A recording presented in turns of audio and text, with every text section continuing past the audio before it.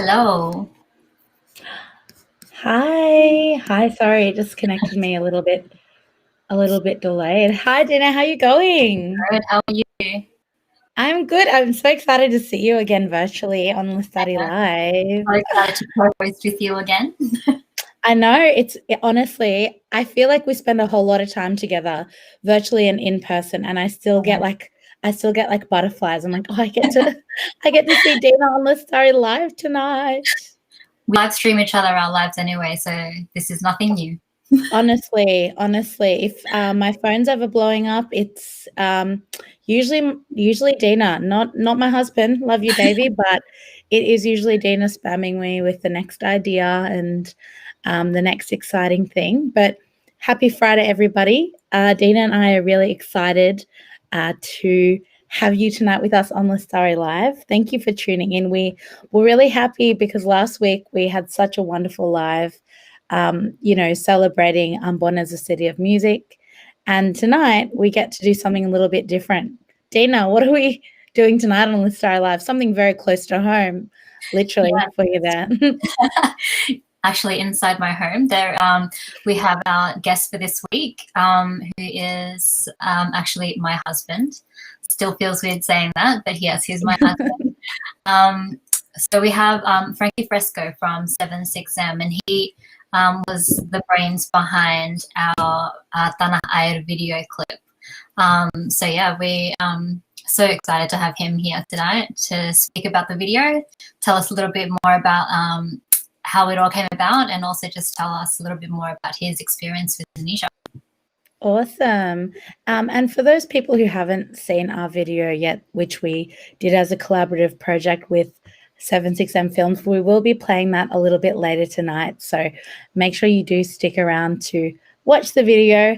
It can be a bit of a premiere for you if you haven't seen it before. I've watched it. I'm not sure why. It's everywhere. Honestly, it was such a big project for us, and we were really, really happy with the outcome, of course. So excited to work with a bunch of creative humans from 76M. So if you are somebody who knows Frank or knows the 76M crew, feel free to leave your comments in tonight. Dina's actually able to bring them up on our screen, and then, even though we can't be there in person, it's really great that we can interact with you on this platform tonight. So thank you so much for joining us. I suppose we should let our guest of honor come on, Dina. What do you think? I'll let him in. All right.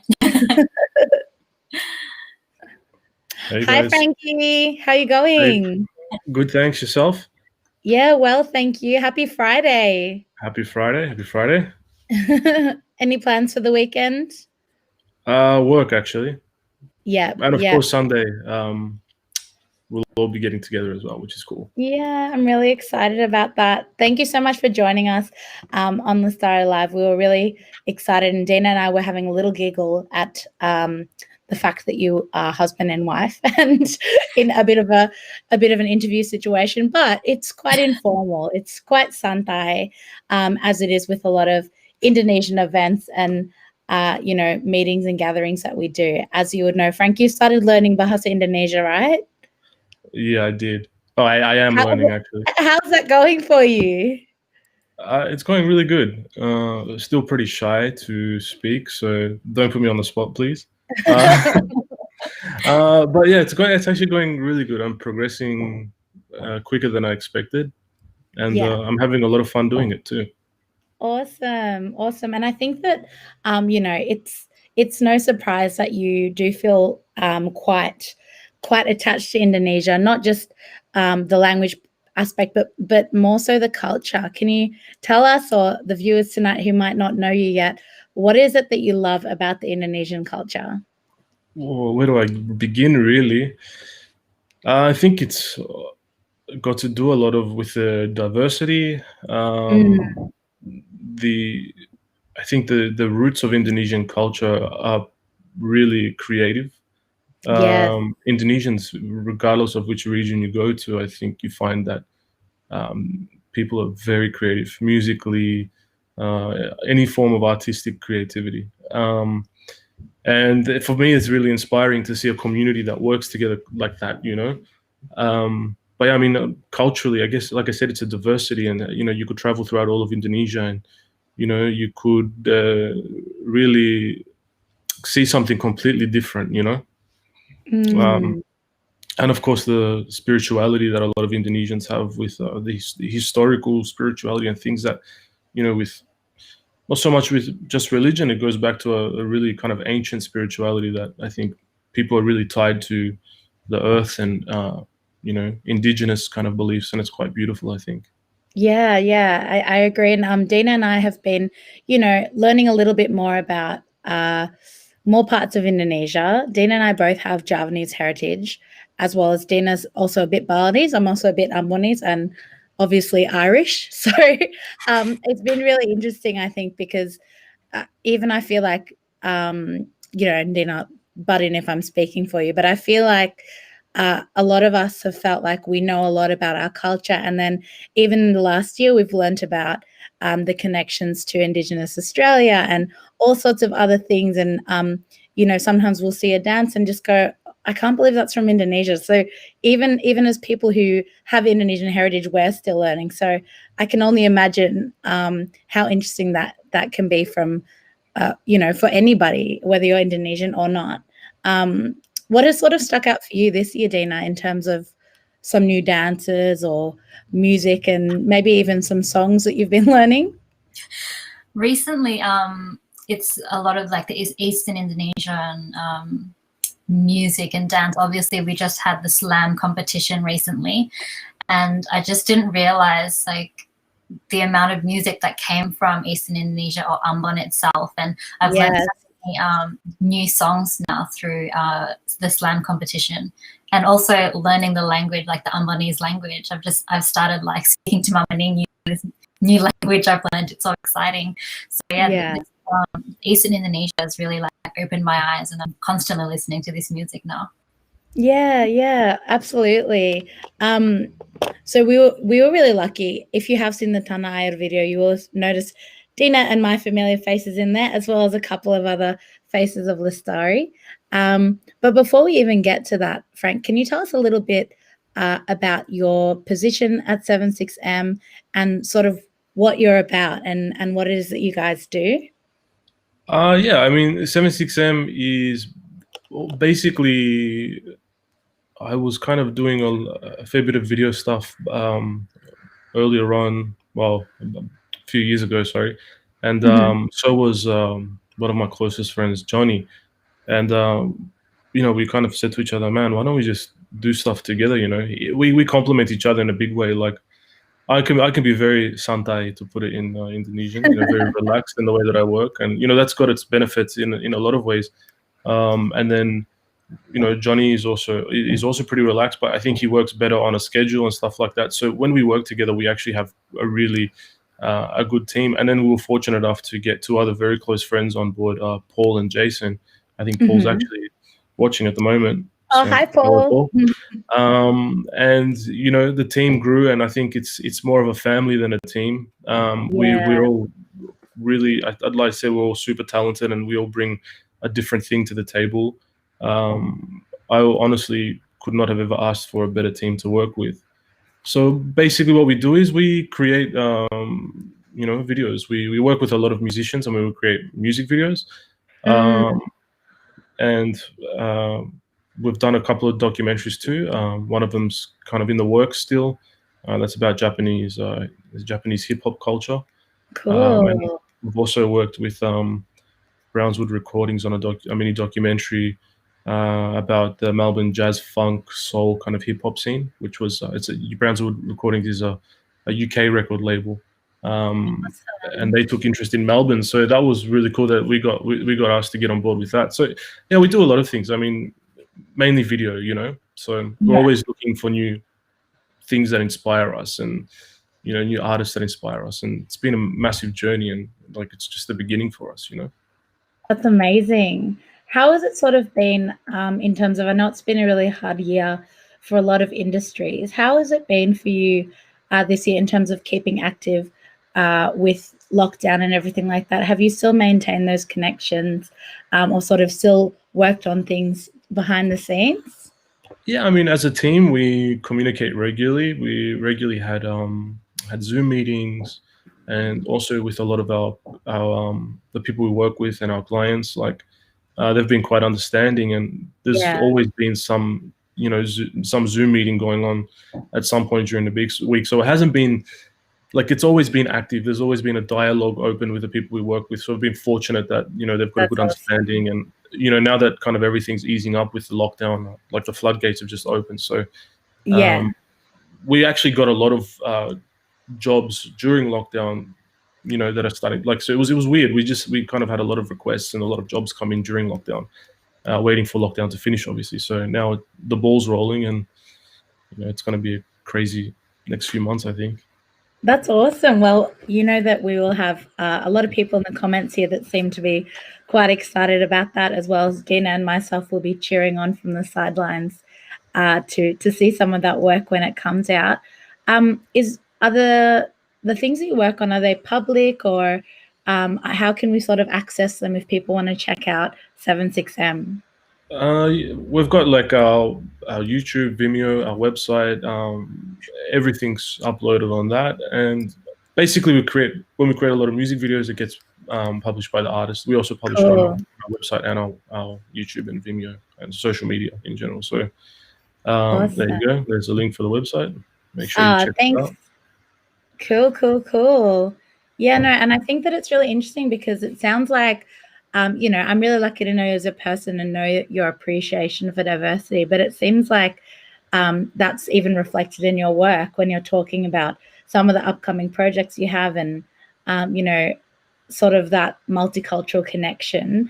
Was that intended, or did you just sort of stumble upon people from a mix of cultures who are interested in collaborating? It's definitely intended. I think we've always seeked that. We've always seeked this kind of diversity in the people that we work with. Mm. We all strongly believe in equality and celebrating each other's cultures. That's a big part of what we do, and a big part of our ideology as 76M. We thanks, Mama Ning. We also yeah, I mean, there's a lot of core values that we have, and we're kind of proud of that we have as 76M, and that is one of them. That diversity and celebrating everyone's culture is very important for us. Do you have any That's awesome. coming up that have anything to do with other cultures, or have you only worked mostly with Indonesian? We are working on a video tomorrow, actually, and we've encouraged the artist, and they're quite happy to also bring in some of their Sudanese. So there'll be some Sudanese references in it through costume and things like that. So that's actually in the works tomorrow. We'll be filming that tomorrow. That'll be cool. So we tend to, we really want to encourage a lot of people that we work with to celebrate, themselves and their cultures as well. So that's a big one for us. That's so cool. That's awesome. I think that I know that how great you guys are because I've seen your work, but I think that it's safe to say on behalf of Sangha Lestari, when I did see the Tanah Air video, I can't even count how many times I watched it on repeat. It was just, it really felt so special to see a professional, cultural and respectful video, which really showcased Indonesian culture. I think it really felt really exciting to be represented on the screen in a really authentic way. And I watched it so many times. I know Dina's watched it so many times, and I hope that people tonight here will also be really excited to watch Tanah Air. Before we do move on to watching it, Frank, can you tell us a little bit about the concept and the ideas behind the Tanah Air video with Sanggar Lestari? Basically, I mean, there's a story how we came about it, and a big part of it is it goes back about 5 years ago. I was hanging out with my friend Phil, who's a music producer, goes by the name Swerv. And at the time, I was listening to a lot of gamelan and things like that, and I kind of took some music to his house, and we were listening through, and we came across, I think from memory, it was a long time ago, forgive me, but I think from memory it was like Jogjakarta, like Kraton gamelan, and there may have been a few tracks in there of like I think they were like Sundanese or Betawi or something like that. Yeah. I think they had a lot of drumming. yeah, the drumming, the percussion was Betawi, I think. And basically I took it to him, we were just kind of chilling out, and we both heard something, we really liked it, so we decided to try sampling it. Basically we took a snippet of the original audio and kind of created something out of it. Swerv being kind of an incredible producer, and he was sitting there, I remember he was just kind of adding things and this and that, and it ended up being this crazy track, and we always had this ambition to kind of do something with it. And I think there were too many ideas, and it kind of got put on the shelf for a bit, and then coming with Lestari and deciding to do something for promotion, you know what I mean? It was a good opportunity to use that track. And the influence behind the video itself, I mean, the reason I talk about the music, it's such a big driving force, and the original, I guess, influence through Indonesian culture was through that music. And then the influence for the actual video itself came down to, I think, celebrating a heritage that, to show that it's not a modern heritage. It's a very old heritage. It's a very, very ancient heritage of all the kind of the cultures that we showcased in this video. And I spent a lot of hours and a lot of time researching the Indonesian culture, and specifically a lot of I had this book. I picked up this book years ago. I don't know why. It was before I met Dean, actually. It was like 500 postcard photos from Indonesia, and I spent all this time kind of going through these postcards. Now, a lot of these postcards come from like the colonial era with the Dutch, and I didn't really want to celebrate colonial era, to be honest. I really wanted to show the Indonesian culture outside of colonization. So I did take influence from the postcards to create an image that you could look at almost any frame in that video and pull it out as a postcard, if that makes sense. Yeah, that's and make it something nostalgic, something that it was something that would bring you back to like this era of really kind of this heritage, I guess. I think at that time it was also something that Sanggar Lestari really wanted to push, and that was taking it all back and taking it back to how dances and costumes and everything was before Western cultures, or we've tried to adapt to Western cultures. I think a lot of the times, even when we're performing, a lot of the times we're trying to impress the Western culture, so we change our outfits or we change the movements and everything to make it more comfortable for them. And it's nice to be able to pull back and take it back to the traditions of Indonesia, and say, well, this is where it actually came from. For sure, it was definitely I think, I mean, approaching it with the eyes of a bule or a foreigner, it's you have to be really careful, I guess, and how you're going to approach these things, and that's why it was fantastic having you guys really guide me and help me, and reinforce that I felt I was on track with it, and just reinforce that I was on track, and then also provide like other kind of cues and things, and it made it grow more. I feel like it was truly a collaborative effort in that sense.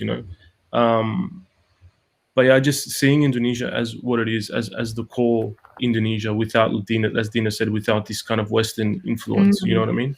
To show that Indonesia is so rich and diverse. Yeah, I think that was really really well captured, and there was lots of effort behind. The collaborative effort is definitely a huge theme. We're really grateful for all of 76M's work, as well as all of the Sanggar Lestari team who got dressed, got ready, people helping us with makeup, Tante Susi, and, you know, just really everyone putting in 100%, because I think that even if it was an unspoken thing, we were all there for that end goal to be represented and to be part of this project. So I'm really excited. If you haven't seen it, oh my goodness, you've come to the right place. I think we should play it now in case people here haven't actually seen the video yet. I think we should play it, and then I agree. If you have any questions or comments or anything you want to ask Frank about the video, or you know, anything you may be curious about him, just pop it in the comments, and we'll pull it up and get him to answer any of your questions. But for now, let's watch the video. Yay, enjoy.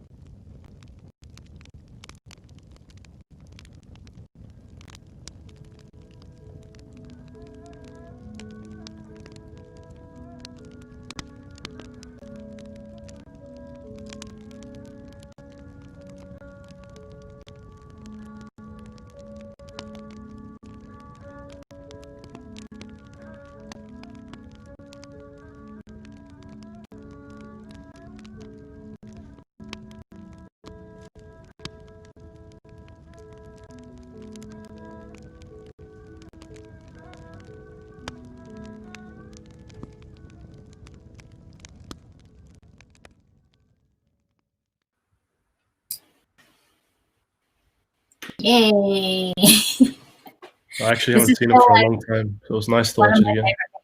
I love it.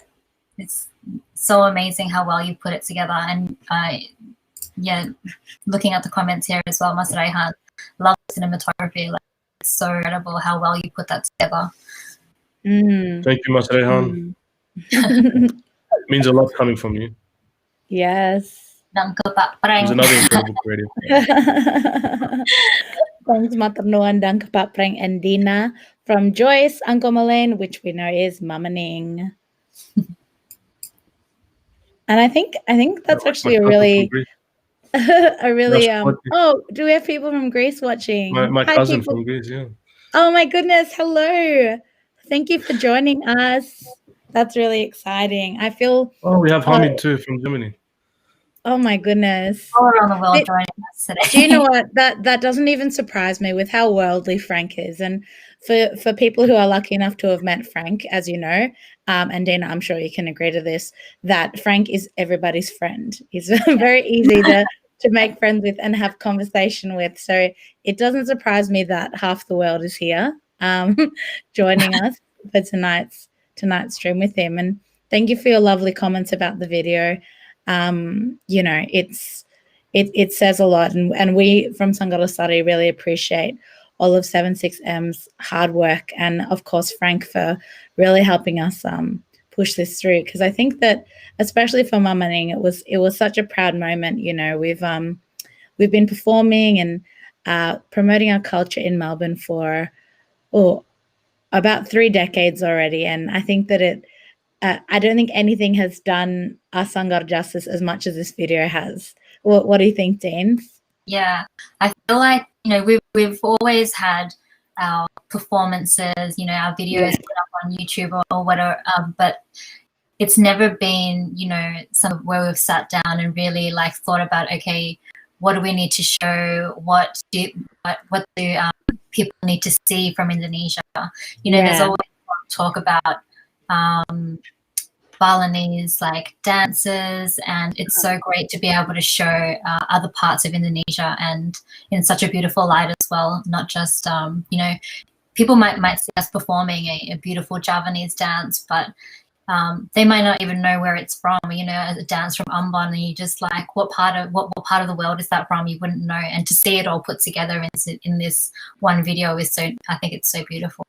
Yeah, I think that you know, and it's such a good opportunity tonight because we can really unpack that and really celebrate it. I feel like the video came out and it was so exciting, but we haven't really been able to see each other and properly, you know, celebrate and talk about how amazing it is. So again, thank you so much, Frank, for being with us tonight so far. Thank and you, just a reminder, if you have any questions for Frank regarding his creative team, family, 76M Films, please feel free to leave them in the comments as Gina is able to bring them up on our live chat.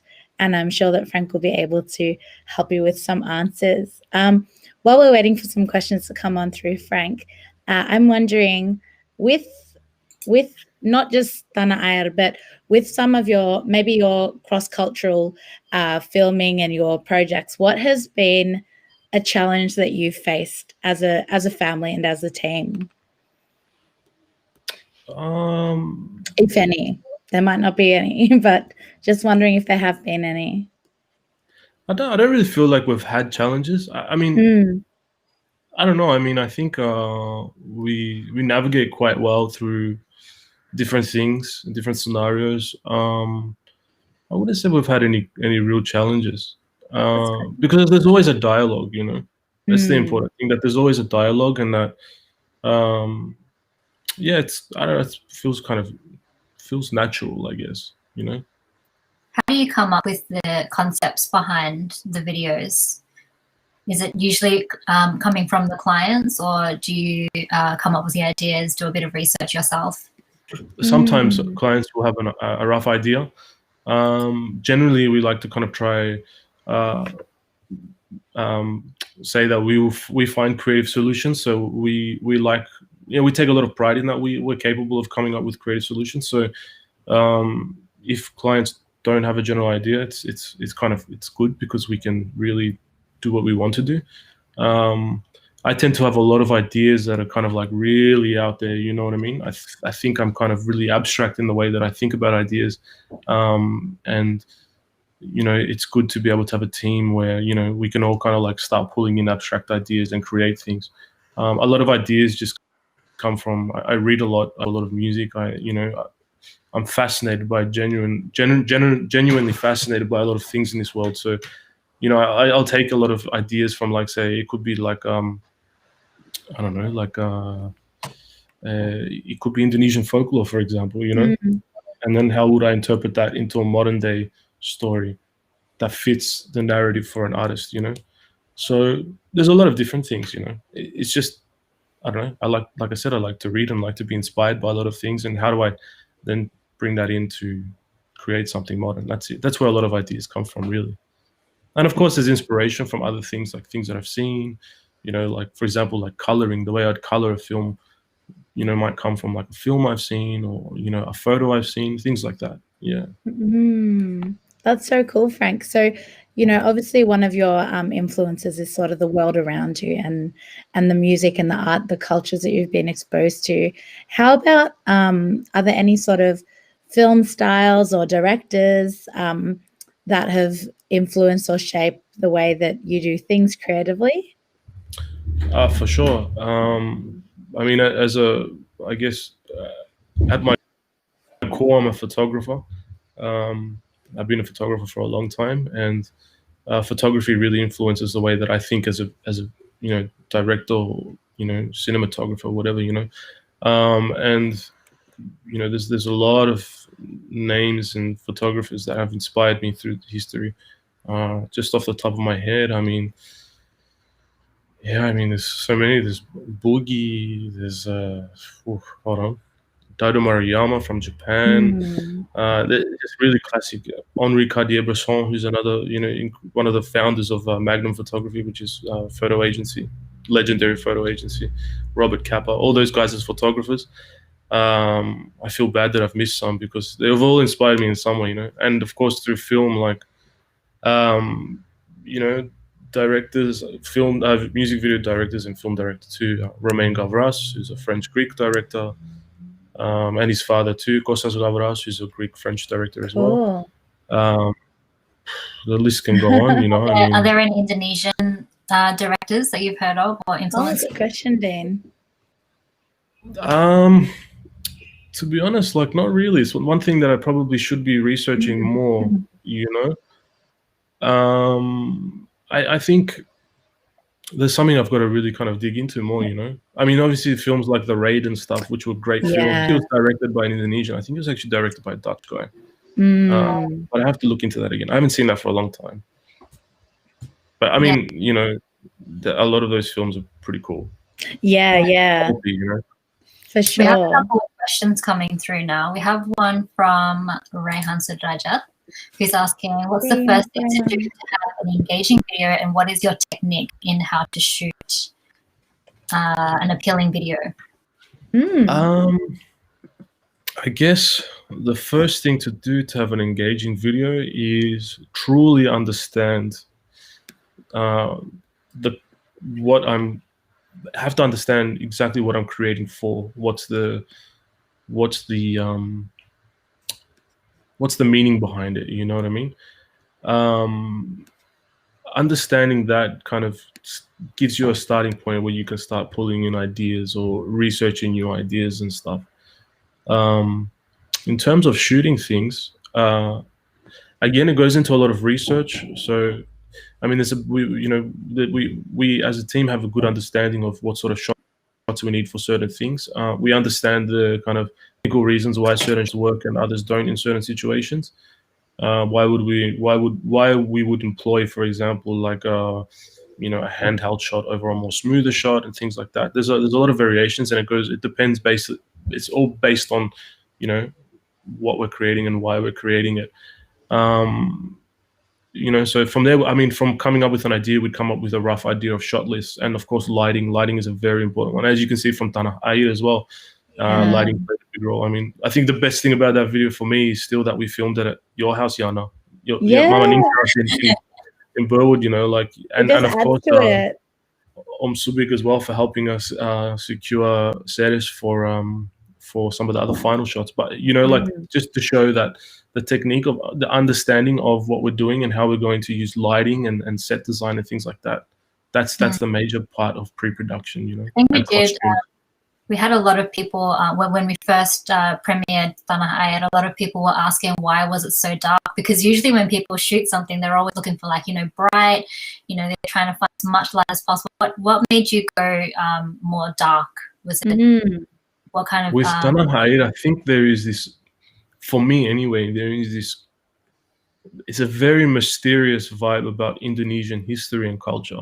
There's something about it that, for example, like gamelan, if you listen to gamelan with, I mean, as being, say, for example, Greek, I'm lucky when it comes to music because I sit kind of in the middle of East and West. So when it comes to Western music, we have an understanding. When it comes to Eastern music, a lot of our music is based on Arabic, similar with Persian and all the way to India.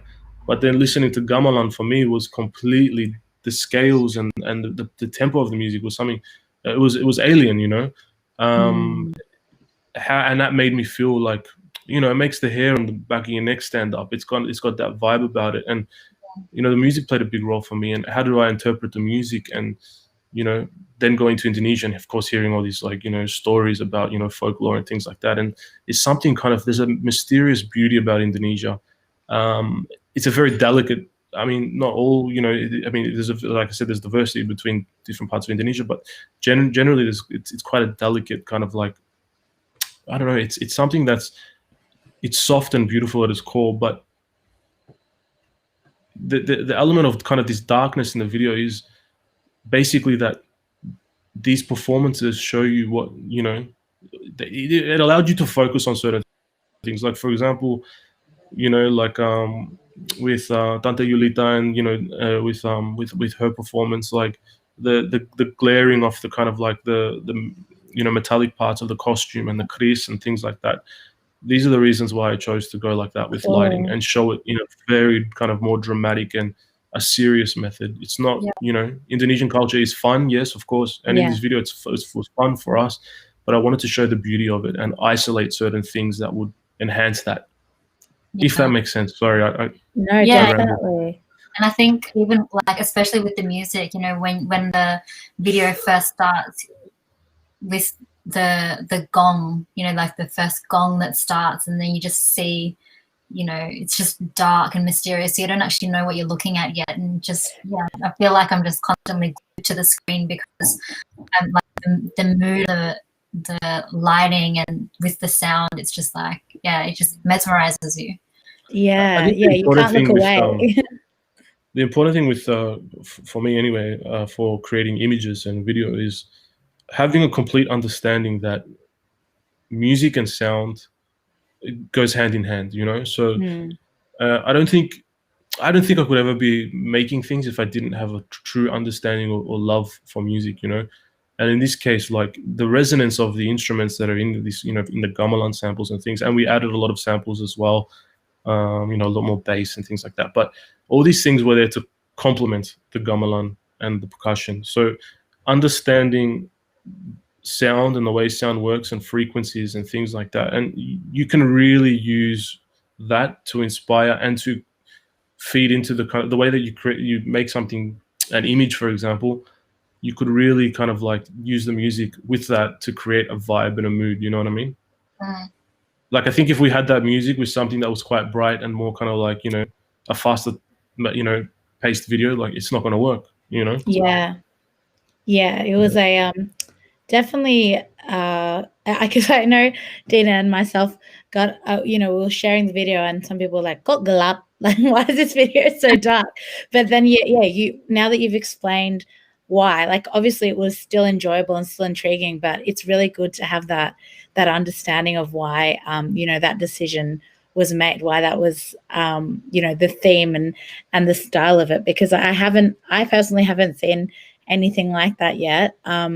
But I think it was a little bit sort of a bit creepy and a bit intriguing. And Dina, I can see there's some.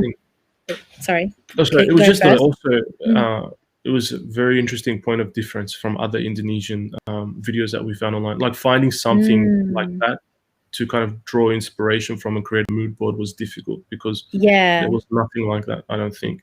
Not to say we're the first or anything like that, but I honestly struggled to find something that was similar.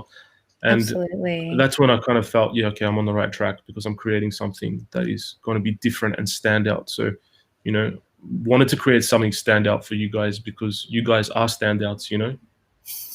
Yeah, thank you. Oh, our heads are going to get too big to fit the screen. But yeah, I think that, you know, I agree, Frank. And it's not, you know, it's quite modest of you to say, like, I think we might be we might not be the first ones, but I really feel, you know, I've been exposed to a lot of Indonesian culture and a lot of videos and documentaries, but the feeling that Tanah Air gave was, you know, true nostalgia. And it really connected with those, you know, those older postcards and those old images, or even those sort of the images that we think of when we think about, you know, that really authentic and that ethnic Indonesia, pre-colonization Indonesia, or even during. But it really took us back to a different place. And yeah, everyone's loved it. And I can see that you've, I was saying I can see some more questions that are coming up, Dina. There's a couple for more Frank. questions here. Got one from Laura here. How long did the editing process? Were there multiple people involved? Well, a touchy subject, Laura. It took a long time, and I think a lot of that came down to my my irrational need for perfectionism in what I do. I was really hesitant to show the first cut to anyone.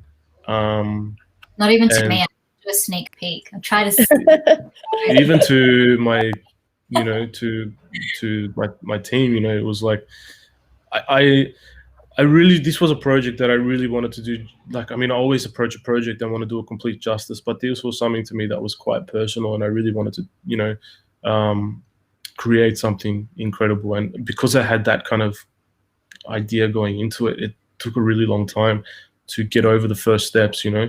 So I kind of put something loosely together. In fact, the night that I got back from shooting at Yohasiana, I did kind of put together something quite quick and a quick color over it, you know, to get an idea.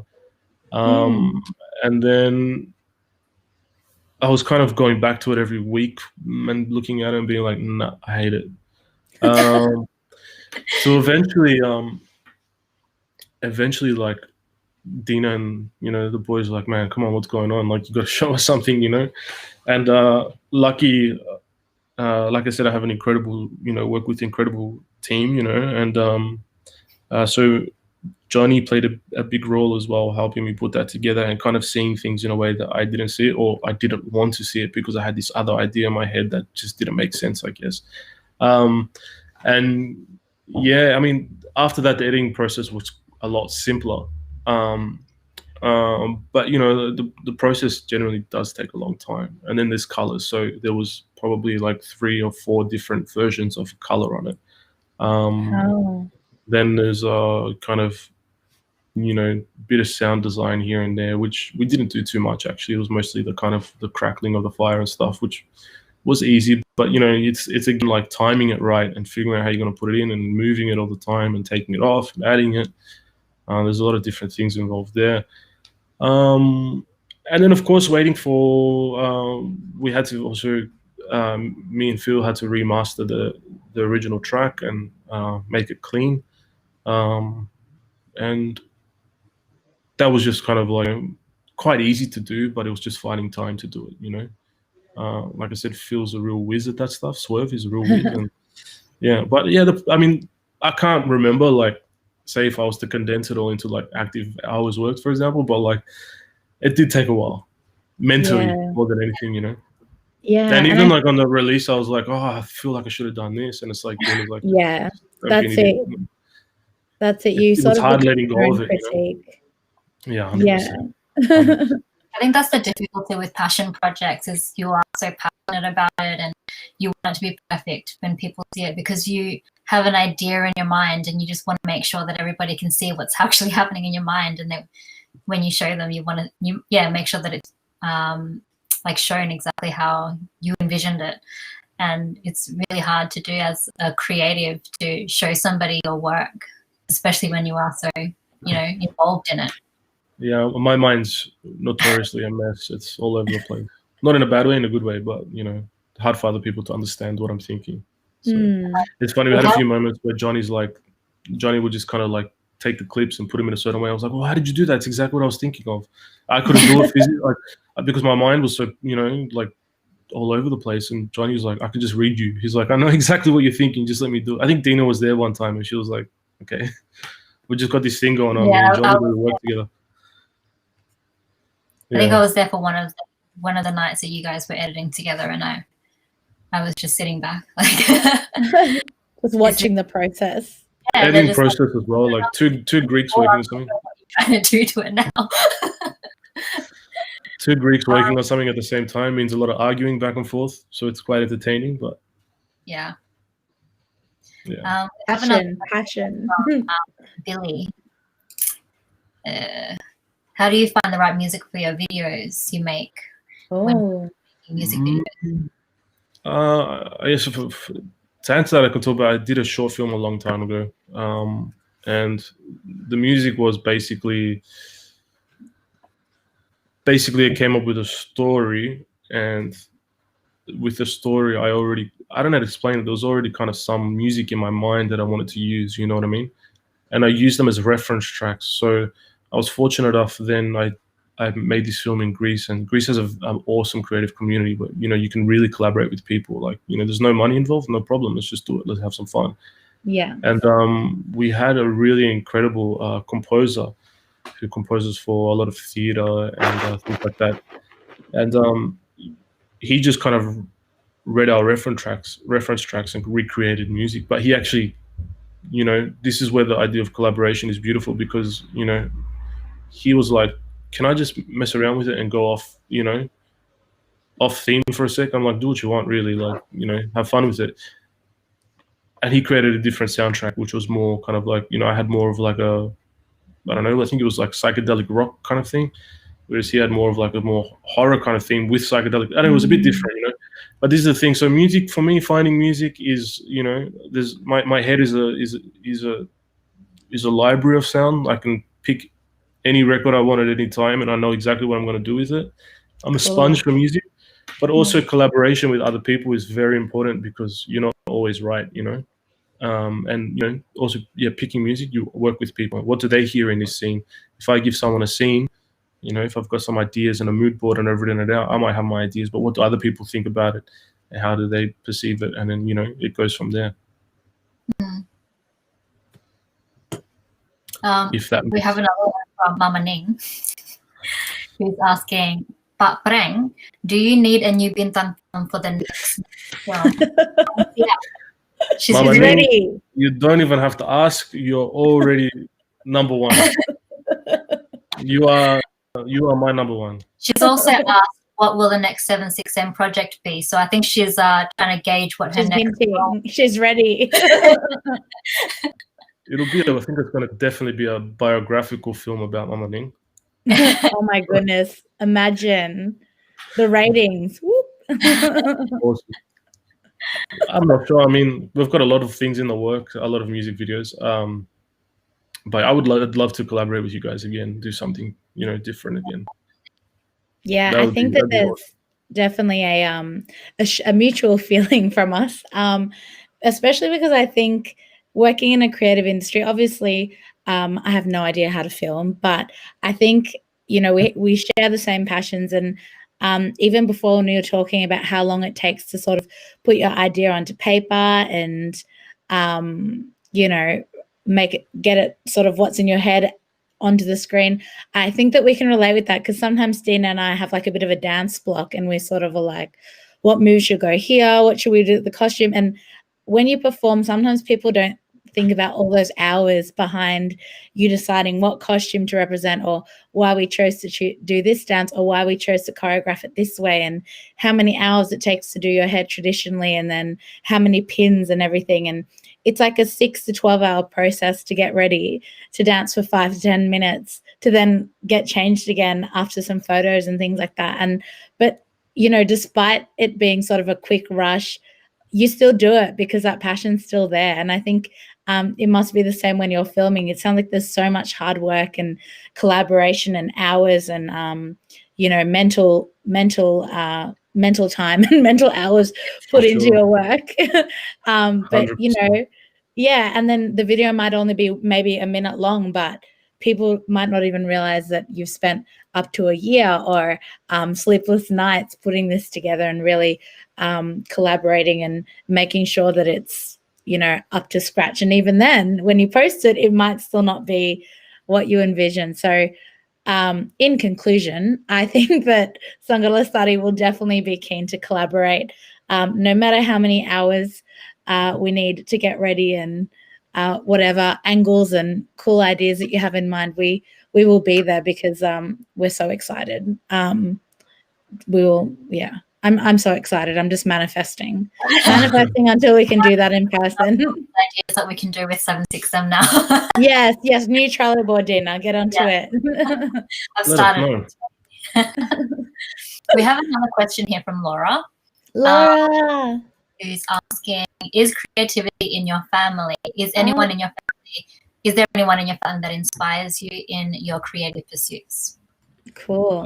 Yeah, I mean, my dad was actually, my dad is the reason I got into photography and video. That was my dad's kind of like hobby, and he really wanted to push forward with that as a career when I was before I was born, really, and when I was really young. But he kind of gave me my first camera, and he always kind of had this interest in it. So then he bought a nice digital camera when we were young, and I remember he let me take it to Greece when I went by myself a very long time ago.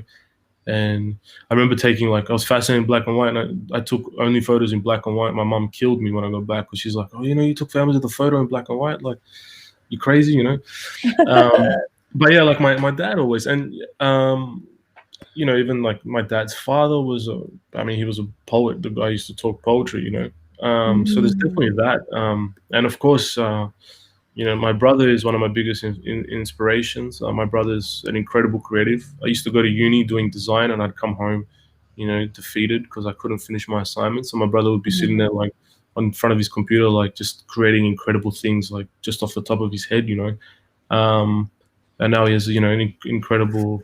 Oh, love you too, bro. That's my brother right there in the comments. Good timing, Dana. He has an incredible brand.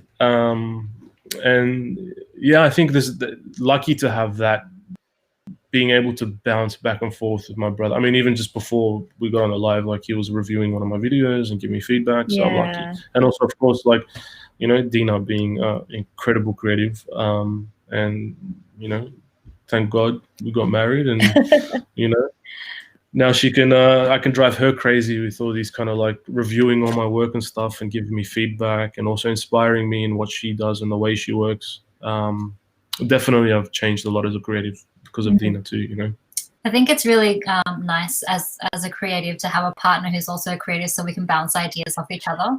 Definitely. Every time we have, like, I might have an idea and Frank's like, oh, I can turn that into a video, or Frank will do a video and I'm like, oh, why don't you do this graphic touch to it? And we kind of like just keep bouncing ideas off each other. So it's really nice to have that dynamic.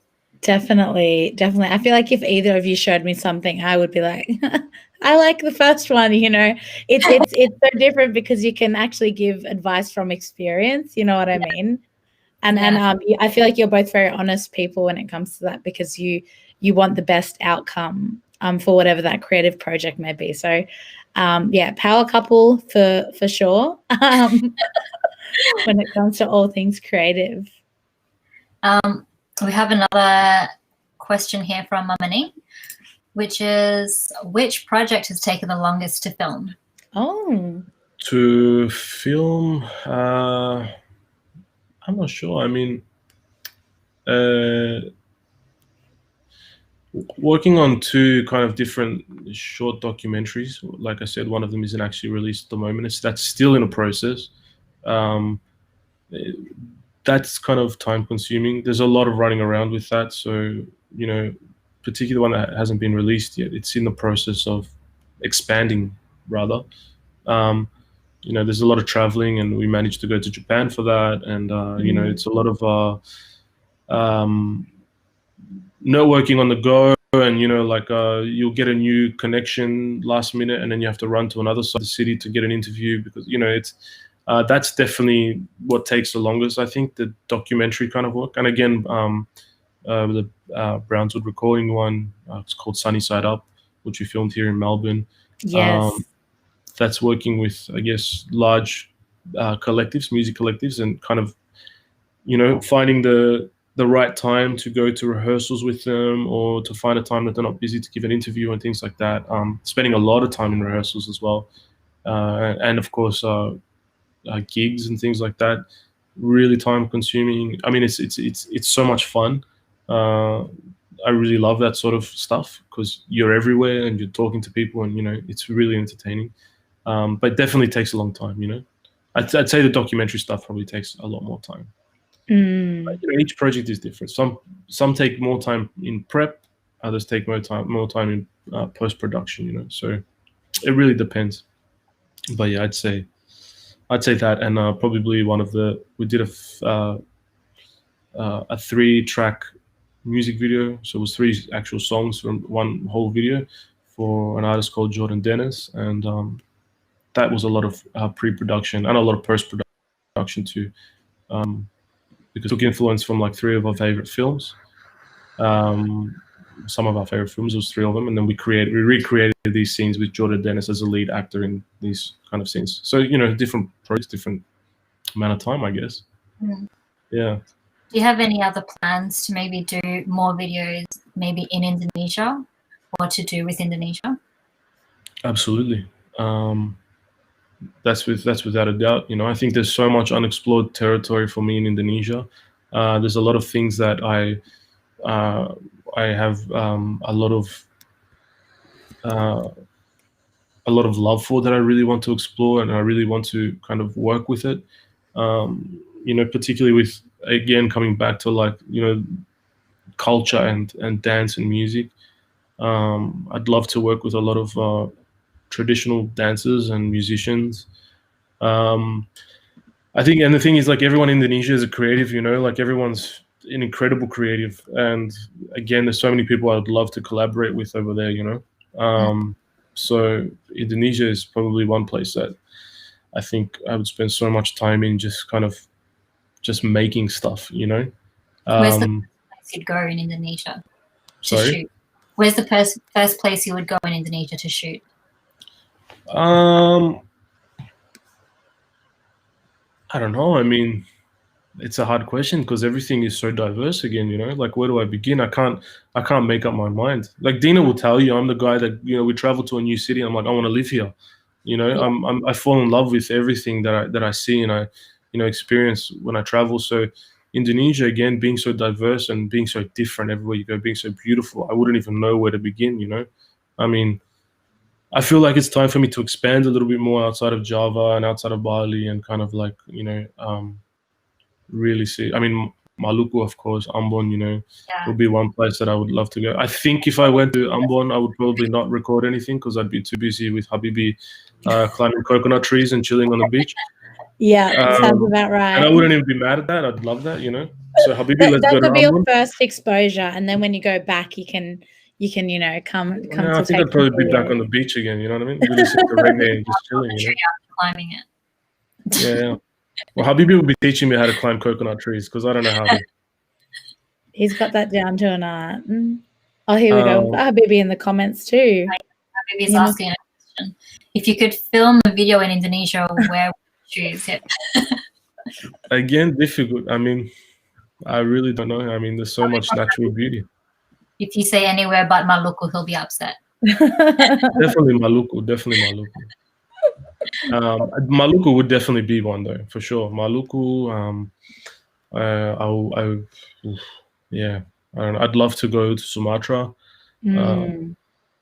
We're everywhere in Indonesia, Yeah. Again, it's about finding the folklore and the local culture and superstitions. That's the interesting thing for me, and that's something I'd love to do as some kind of story, is kind of diving into these local kind of superstitions and folklore stories and things, and creating something out of that. I think we forget that Indonesian culture is quite spiritual and quite and quite connected to superstition and folklore and things like that. And we kind of talk about it as a joke, how Indonesians can be superstitious and stuff. I see my father-in-law. Hello, Kes. Hello, podcast. He's watching you, Frank. Yeah. It's got his little golf emoji there. His little golf emojis. Yeah, I think coming back to the superstition and again that spirituality and the beauty of that in Indonesia, I think it's important not to forget why Indonesian culture is so wonderful, why it is today. And I think really kind of diving in and finding those links and yeah, I guess just kind of like showing them to the world. I mean, Indonesia is a lot more than bintang, nasi goreng, and this and that. Indonesia is such a beautiful country. I think Westerners don't know that. Yeah, I think Indonesia could go on forever with, the diversity of food, the diversity of our dances, the diversity of our spirituality. Everything is so like everywhere you go, there's different stories and different, tales. There's just so much that you could document, I think, in Indonesia. And that's why it's so hard. Where do you begin with something so broad? You'd have to spend like a whole year, I reckon, or more, or sounds like the rest of our lives to continue exploring Indonesia. I can, from what you're saying, I feel you wouldn't have time in one lifetime to explore Indonesia. You need multiple lifetimes to explore Indonesia and truly understand, the country. I think even looking at Indonesia as a country is really difficult because of its diversity. The languages, the food, the culture, everything is just so different. Absolutely. I can see that we have Tante Titin all the way from Sulawesi in the comments, and she said that she thinks you should go to Gorontalo. So that is in Sulawesi. I think that you'd love that. I'm sure that Tante Titin would be an advocate for that because that is where she's based. But I think also on the note of Sulawesi, with spiritual things and all that, I think that you'd probably really get some interesting footage probably around Toraja and Borneo and those sorts of places. That's a whole nother level of Toraja is another really fascinating place for me. I think for a long time, I mean, ever since I saw the photos of those kind of rituals with the with kind of like the funeral rituals and stuff. Yeah. I found super fascinating. This might be a bit morbid, but I do have a fascination with the way that cultures deal with the idea of death because it's part of our life, That's it. I think there's a beauty in the way that cultures do celebrate life, And I think Toraja was one that stood out to me and something that I'd really love to go there. I'd love to do something there. But again, I think it's one of those things that you have to be very careful with because of its cultural significance and to portray it in a way that is truthful and also to have permission to portray that, to be able to capture these things. If I, something like that would be something that you would just work with locals, I think, to tell a story. And I feel like you'd have no problem with that, Frank, because you are so friendly, and I think that people can see that your intentions are respectful and to learn more about a culture and to celebrate it. It's not like you would just be someone coming in with a camera. I feel like you'd take the time to get to know people. I wouldn't even go in with a meal the first time. This is how I just, wait till I get that bahasa on, and next time I go to Indonesia, it'll be all good, Yes, I'm so excited to hear some more Bahasa from you, Frank. I'm sure Mama Ning is too, because I think so far your conversations with Mama Ning have been around kangkung and locating items in the kitchen. But that's I think that's where I started too. So don't worry. Just super shy with it, That's it. Looks like Mama Ning's agreeing that Gorontalo is on our next agenda. I agree, Mama Ning. We'll have to do a Sulawesi trip with Gorontalo and back to Makassar and Toraja and Mama Ning cracks me up. Okay, can I explain this? Kerongkongan, right? So, we're trying to figure out what throat is, because I was taught it was Kerongkongan, but apparently it's tenggorokan. But yeah, so yeah, I've literally never heard of that word before. Yeah, okay. I've been asking every Indonesian person I know what is a kerongkongan, and most people have said I don't know. So you got to learn. It's Indonesian, But yeah, Oh, my good question, Laura. my favorite Indonesian food. You're asking the most indecisive person.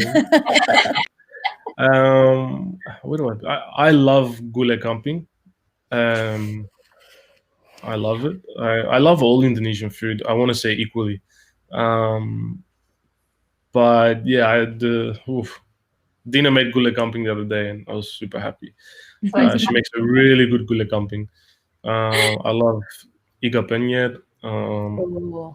Ooh, I don't know, kangkung for sure.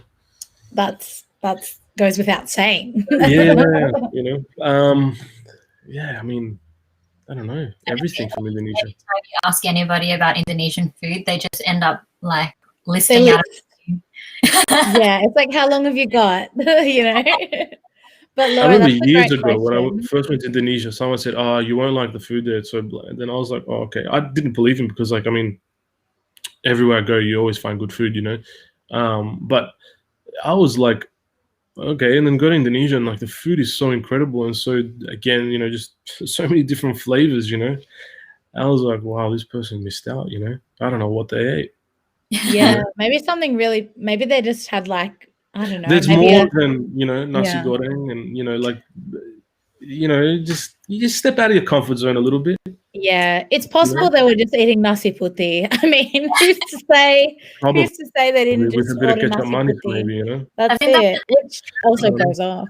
Traveling and you only know one dish from that country that you're going to, you're going to go and find that one dish because you know it's safe. But if you go there with a local or like somebody who knows the cuisines or, you know, any, you know, about like the local areas that you can eat, I think it's a lot easier for you to find good food. Because otherwise you're just stuck, oh, I think I'll just go get nasi goreng again because Yeah, what else there is? What else can I choose? that's it. That's so it. I've always kind of traveled and I don't know, like whatever's on the street. Like I've got a philosophy when you travel, whatever people eat, you have to try it, right? Because you're not bigger than anyone to say that that food is, you know, is not good enough for you. Does that make sense?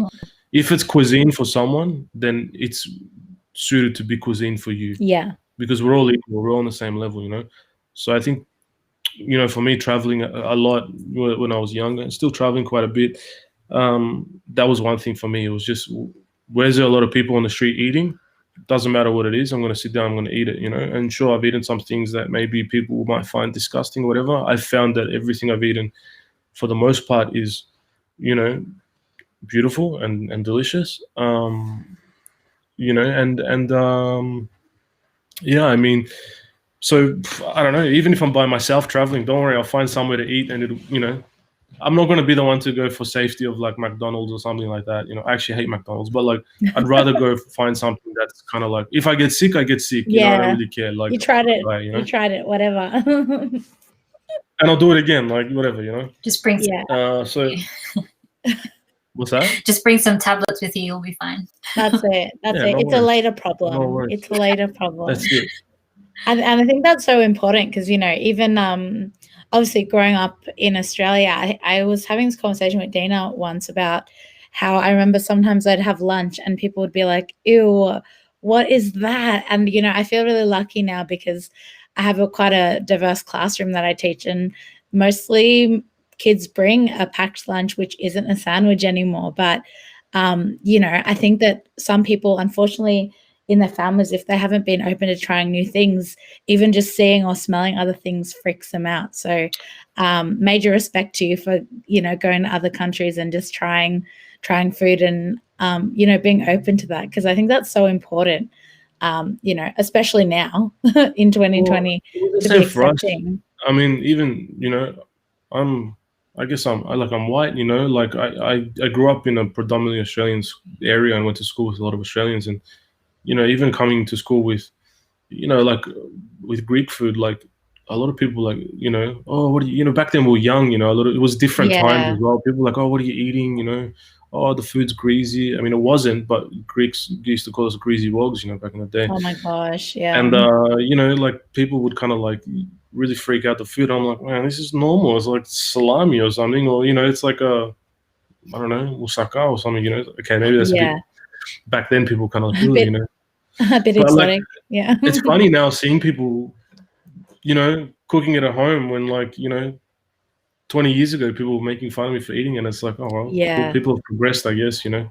That's it. And I think that comes with travel and people learning from those experiences. But I guess that, you know, it's just something that hopefully we can continue to educate our friends on. And if you are lucky to travel with friends, especially friends like Dina and Frank, I'm sure you'll have a great time and get to try lots of different foods and you know, go into lots of locals' homes and do all sorts of things. I feel like you can't guys guarantee your safety if you travel with me. I'm pretty random. You know, I'll go down the streets that people say don't walk down.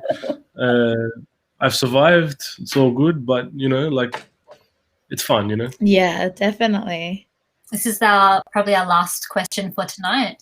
What is your top 3 countries to visit? Ooh. Again, indecisive. Countries I have visited, I'm gonna say, again, difficult, but you know, Indonesia for sure, Greece for sure, and Brazil. And countries I want to visit. Where do I begin?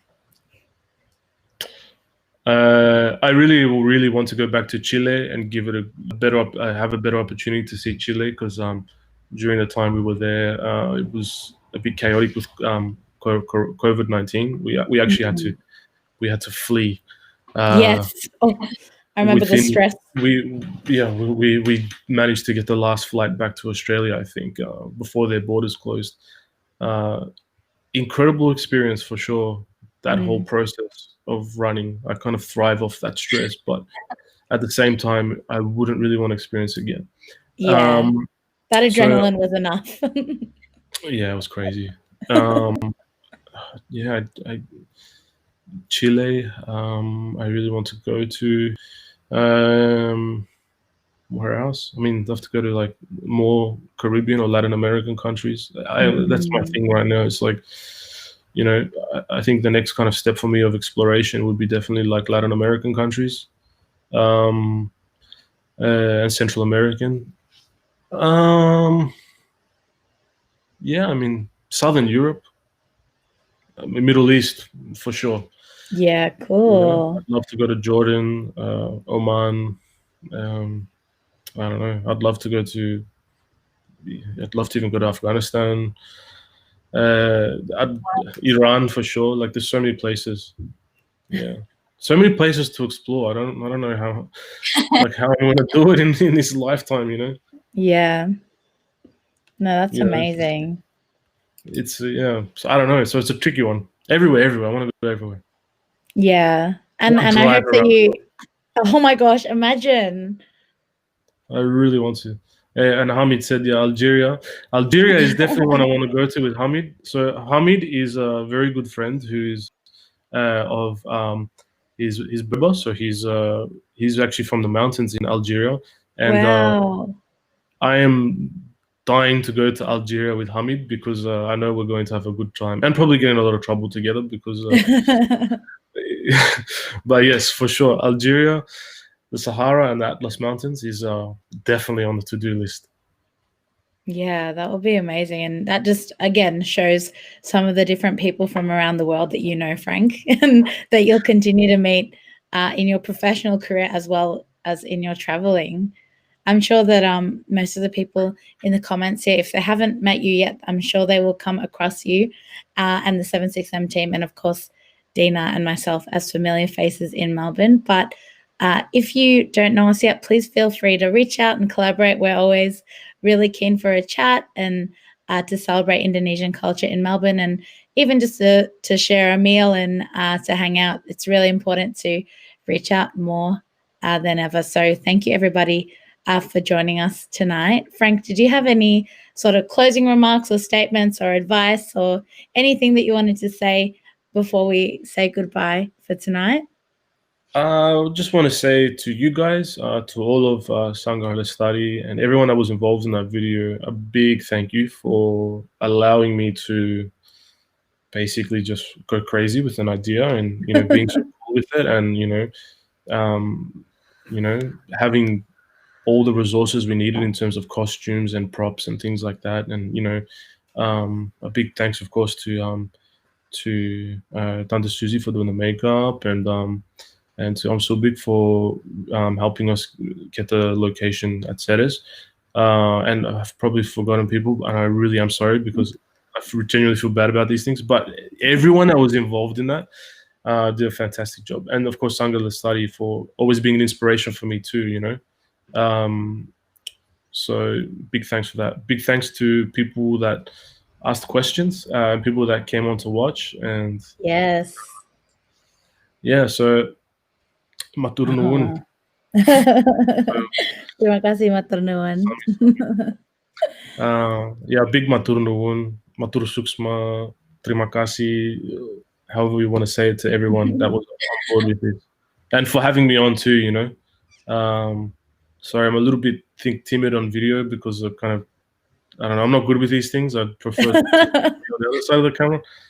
If you see me in real life, I'm probably a bit more louder and a bit crazier, but yeah, anyway, thank you so much for having me on. Thanks everyone for watching and asking questions too. Thank you so much, Frank. Yeah, and we're just echoing on Dina and myself, as well as the whole team at Sangha Lestari, Mamaning, Mira, Habibi, everybody who was involved are so grateful. Even some of our Sangha Lestari members who were not directly involved in that particular project were still so grateful to have had Indonesia represented, and have really enjoyed sharing that video and rewatching it. And just a reminder to our viewers tonight, if you missed a little shot of Tanah Air before, you can check it out on Sangha Lestari's YouTube. Just head on over to our YouTube and type in Tanah Air.